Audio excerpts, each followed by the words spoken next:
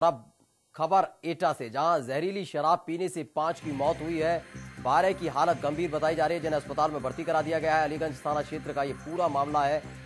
Police मामले की जांच में जुटी हुई है। प्रशासन की अनदेखी से जारी है अवैध कारोबार। तो अभी हाल ही में जिस तरह से उन्नाव में भी देखने को मिला था, जहां जहरीली शराब से कई लोगों की जान चली गई थी, तो वहीं आबकारी विभाग प्रशासन की अनदेखी के चलते लगातार उत्तर प्रदेश के अंदर जहरीली शराब का कारोबार फल फूल रहा है। और ये देखने को मिला एटा के अंदर भी, जहां जहरीली शराब पीने से 5 लोगों की मौत हो गई, वहीं 12 की हालत गंभीर बताई जा रही है, जिन्हें अस्पताल में फिलहाल भर्ती करा दिया गया है। कुछ लोगों को आगरा भी रेफर किया गया है। तो अलीगंज थाना क्षेत्र का ये पूरा मामला है। पुलिस मामले की जांच में जरूर जुटी है, लेकिन ये कहना गलत नहीं है कि प्रशासन की अनदेखी से अभी भी जारी है अवैध कारोबार। तो एक के बाद एक ऐसी घटनाएं होती हैं। प्रशासन सतर्कता जरूर दिखाता है ऐसे मामलों पर, लेकिन थोड़े दिन बीतते ही फिर से निष्क्रिय हो जाता है और ऐसे जो माफिया हैं, जो जहरीली शराब बनाते हैं, फिर से इस काम को शुरू कर देते हैं और फिर इंतजार होता है एक और ऐसी ही घटना का। तो जहरीली शराब पीने से 5 लोगों की मौत हुई है, जिसमें 12 लोग गंभीर हालत बताई जा रही है। पापा हैं जो मेरे भाई खत्म हुए उनके, इनके जो इनका बेटा उनका रमेश नाम है जी। ठीक है, रमेश के साथ 2-4 लड़के और दारू पीते हैं जी। और अलीगंज थाने से ये लोग शिकायत नहीं करते हैं और उनके द्वारा पुलिस वालों के साथ ये दारू बिकवाते हैं जी। और ये कोई कार्रवाई नहीं होती है। तो जहरीली शराब पीने से 5 लोगों की मौत हुई है और पुलिस इस पूरे मामले में प्रत्यक्ष या अप्रत्यक्ष तौर पर कहीं ना कहीं जिम्मेदार दिखती है, क्योंकि ऐसा तो नहीं हो सकता कि बड़े स्तर पर काम हो और पुलिस को जानकारी ना हो। और हमारे साथ एटा के डीएम अजय यादव जी जुड़ चुके हैं। अजय जी, बहुत बहुत स्वागत है इंडिया वॉइस पे आपका। आपसे जानना चाहेंगे, 5 लोगों की मौत हुई है, जहरीली शराब का एक बड़ा कारोबार चल रहा था एटा में।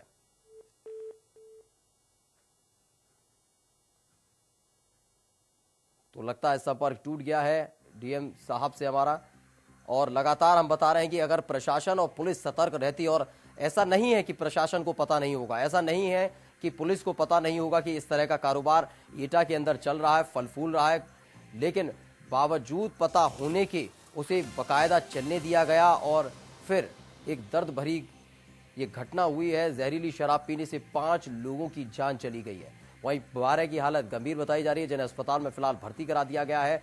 ये मामला अलीगंज थाना क्षेत्र का है। पुलिस मामले की जांच में अब जरूर जुट गई है, लेकिन अगर इतनी ही सतर्कता पहले दिखा दी जाती, अगर प्रशासन पहले ही इतनी सतर्कता दिखा देता, आबकारी विभाग कहीं ना कहीं बड़ी कार्रवाई करता उन्नाव की घटना को ध्यान में रखते हुए, तो यकीन मानिए कि आगे कहीं ऐसी भी घटना हमें ना देखने को मिलती, ना सुनने को मिलती। लेकिन चूंकि निष्क्रियता पूरी तरह से लागू हो चुकी है आबकारी विभाग में।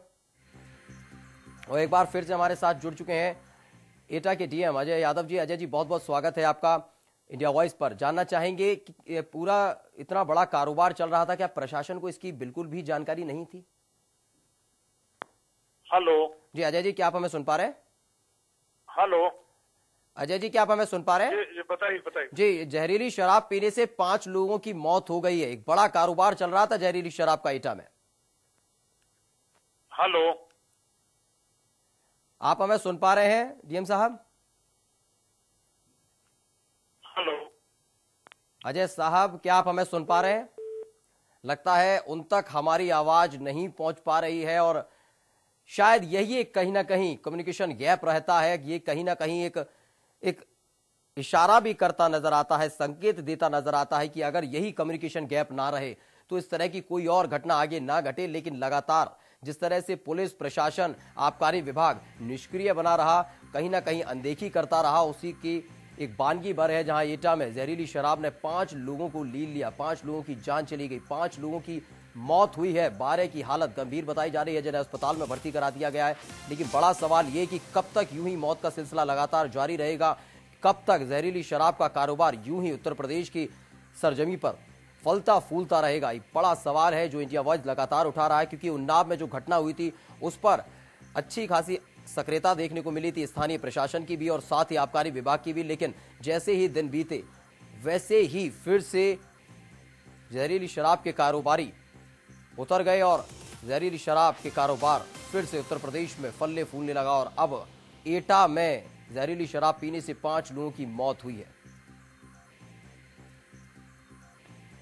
तो ये एक बड़ा सवालिया निशान खड़ा करता है कार्यशैली पर, क्योंकि सरकारी विभाग का काम, चाहे वो किसी का भी हो, चाहे पुलिस का काम हो, प्रशासन का काम हो, और चूंकि इस घटना से जोड़कर देखा जाए तो आबकारी विभाग का काम हो, लगातार उनका काम होता है कि इस तरह की कोई भी भट्टी अवैध तौर पर चल रही हो या जहरीली शराब बनाई जा रही हो उस पर रोकथाम लगाना, लेकिन अपने काम में कहीं ना कहीं नाकाम सिद्ध होते नजर आए।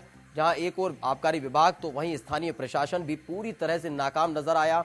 पुलिस ने अब जरूर सतर्कता दिखाई है, लोगों को पकड़ने की कोशिश भी की जाएगी, उनके खिलाफ कार्रवाई के वादे भी किए जाएंगे, दावे भी किए जाएंगे, लेकिन क्या सवाल ये कि 5 लोगों की जो जिंदगी चली गई है, क्या केवल इस कार्रवाई भर से उन 5 लोगों की जिंदगी वापस की जा सकती है?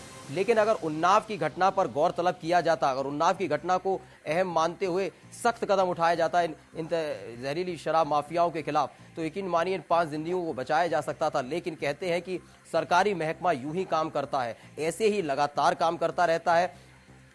एक घटना पर आनन फानन में ऐसे सक्रियता दिखाई जाती है कि सब कुछ एक ही दिन में बदल दिया जाएगा, लेकिन अगले ही पल फिर से निष्क्रिय होने की भावनाएं प्रकट होने लगती हैं। और वही देखने को मिला जहां एटा में जहरीली शराब पीने से 5 लोगों की मौत हो गई। तो मातम पसरा है 5 घरों में, जहरीली शराब के चलते 5 लोगों की मौत हुई है, 12 की हालत गंभीर बताई जा रही है। जिन्हें अस्पताल में भर्ती करा दिया गया है।